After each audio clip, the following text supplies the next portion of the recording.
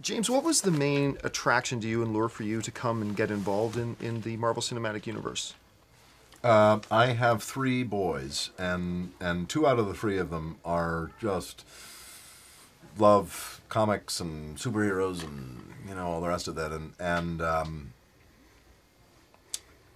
and I have made many films and done television work and all the rest of it, and none of it has been for kids, or my kids specifically.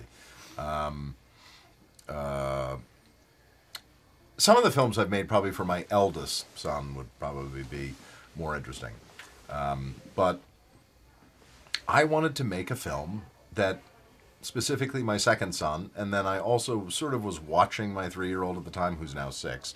When I first met with Kevin Feige and Jeremy Latcham, I wanted to make a film that they would really be, as you were just talking about with your kids, in that, you do this sort of, a career's worth of work, and the only thing they're interested in is really the voice of Jarvis. Well, I wanted to do something that my kids could really be excited by, and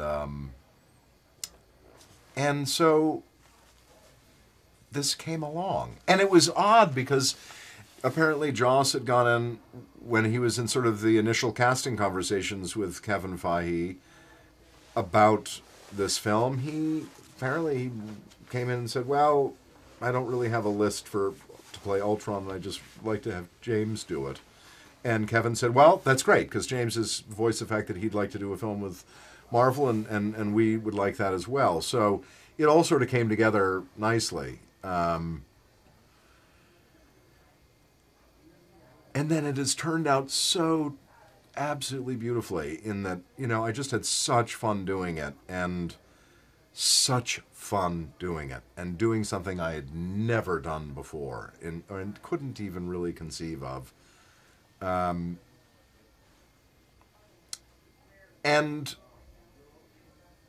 was able to spend time with some really wonderful people. I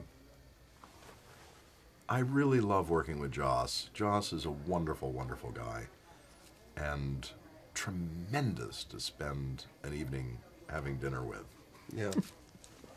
Paul, once again, you've had a chance to voice Jarvis for a while now. How fulfilling is it for you, and what exciting was it for you to actually now transition from that into getting in front of the camera as Vision? It's a double-edged sword. Before I would turn up and work for 2 hours, and they'd give me a bag of cash, and then I would just run away with said bag of cash. And now I have to turn up and spend 3 hours in makeup and